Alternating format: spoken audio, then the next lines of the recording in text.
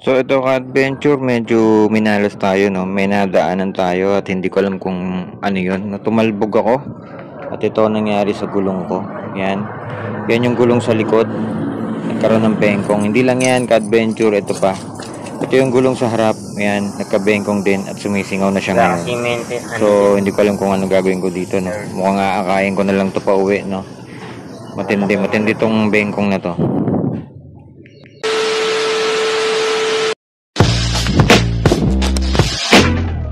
Oh, yeah.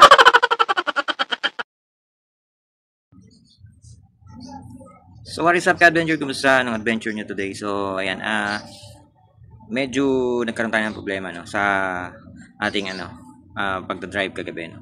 At yun nga, sa nakita nyo naman doon sa video, diyan sa intro, medyo nagka-problema yung gulong natin, no. Nagkaroon na siya ng tama. Ito pakita ko ulit sa inyo, no. So ito ka-adventure yung nangyari doon sa gulong natin, no. Ayan, no, ngumiwi siya, no. Nagkaroon siya ng bengkong, ayan, no. Yan yung gulong sa unahan. At meron din yan sa likod. So, ayan, kung makikita nyo, ito kasi, kaya siya may gas-gas. Ayan. May dala kasi akong padlock. Eh, mali ako eh. Akala ko kasi maaayos ko siya. No? Pinukpo ko ng padlock to. Kasi kagabi, sumisingaw siya.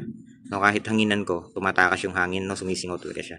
So, ayan. Ito yung sa harapan niya. Pakita ko sa inyo sa likod. So, kung yung sa harap niya, malaki. Itong sa may likuran, malaki din siya. No, malaki din siya. Pero hindi naman siya hindi siya sumingaw. So ito matigas pa rin siya hanggang ngayon. So hindi pa siya sumisingaw. So 'yan ang problema kagabi, no? So 'yan kasi ka-adventure. Ganito kasi nangyari diyan, no. So galing ako sa company namin. And then pauwi na ako noon. Mga bandang yan, alas 12 ng gabi. So hindi ko na rin matandaan kung anong oras yan. So napadaan kasi ako dito sa may MacArthur Highway kasi yun naman usually yung aking dinadaanan, no. So dito sa may bandang Balubaran, hindi ko alam kung saan ako nadaan. Hindi ko kasi talaga siya napansin. Ang takbo ko mga around 60, mga ganyan. Hindi ko talaga alam kung ano yung nadaanan ko kasi bigla akong tumalbog.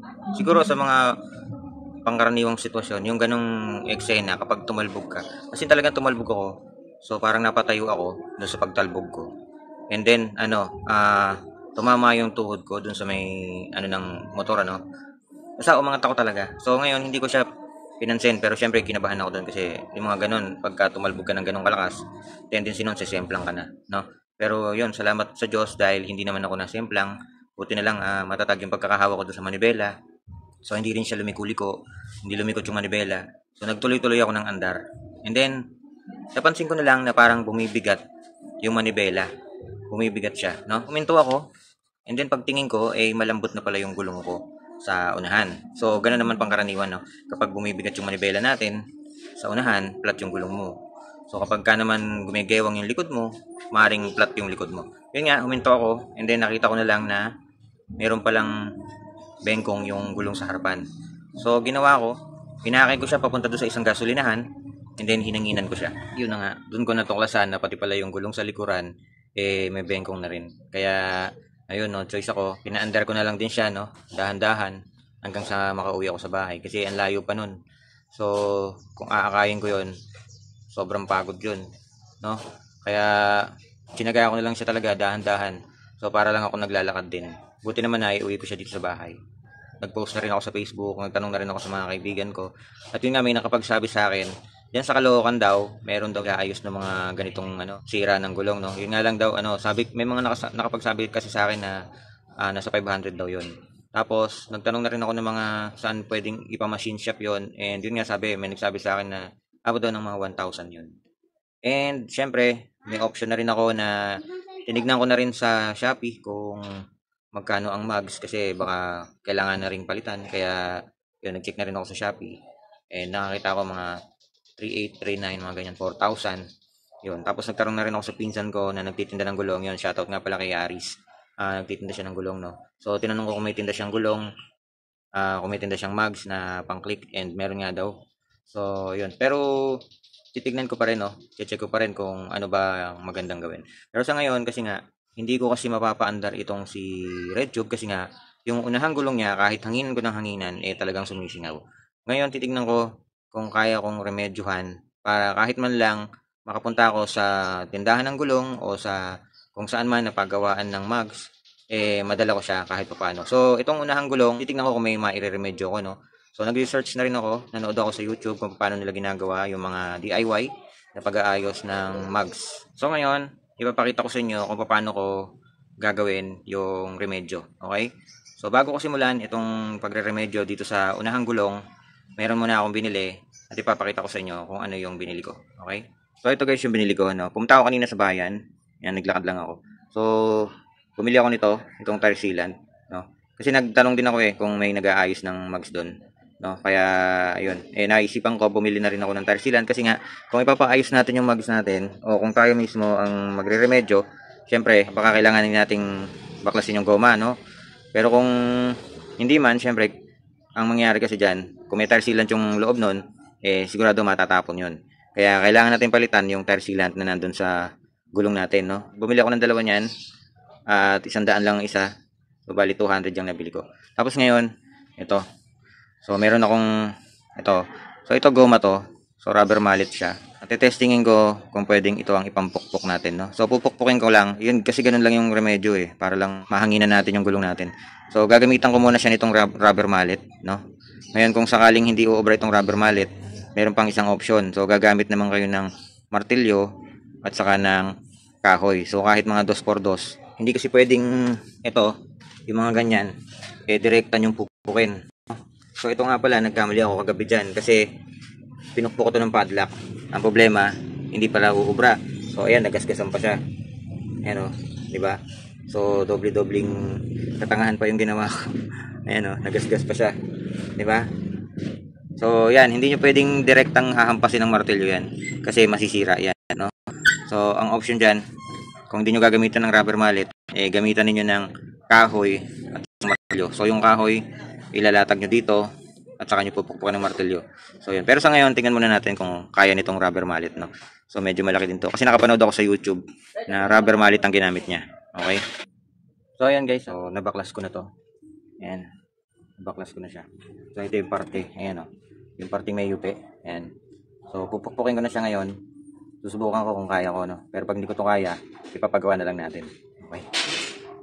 So, pakita ko sa inyo kung paano ko siya gagawin. So, maglalagay lang ako ng kahoy muna, no, dito. So, tinanggalan ko nga pala ng hangin to. Ayan, tinanggalan ko na siya ng hangin. So, kinalangan ko ng kahoy dito. Testingin natin kung kaya siya nitong rubber mallet.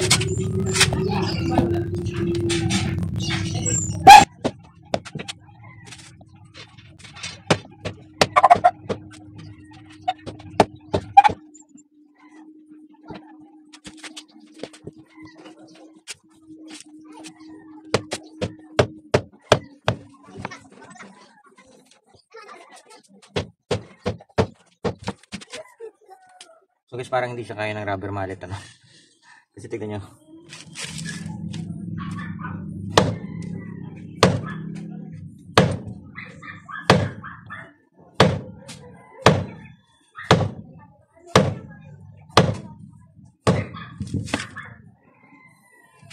So parang hindi talaga siya kaya ng rubber mallet. Testingin naman natin kung kahoy at saka martilyo.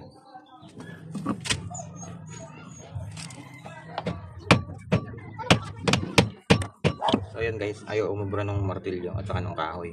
So susubukan ko, lalagyan ko na rin ng basahan, no? Kasi tignan nyo yung kahoy, oh. No? Umabakat lang. Ayan, oh. Diba? Umabakat lang. So subukan ko basahan na lang, basahan ilalagay ko.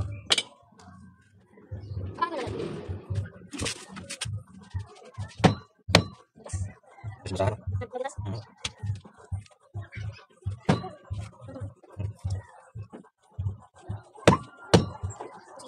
Ayos na. Pero may ito siya.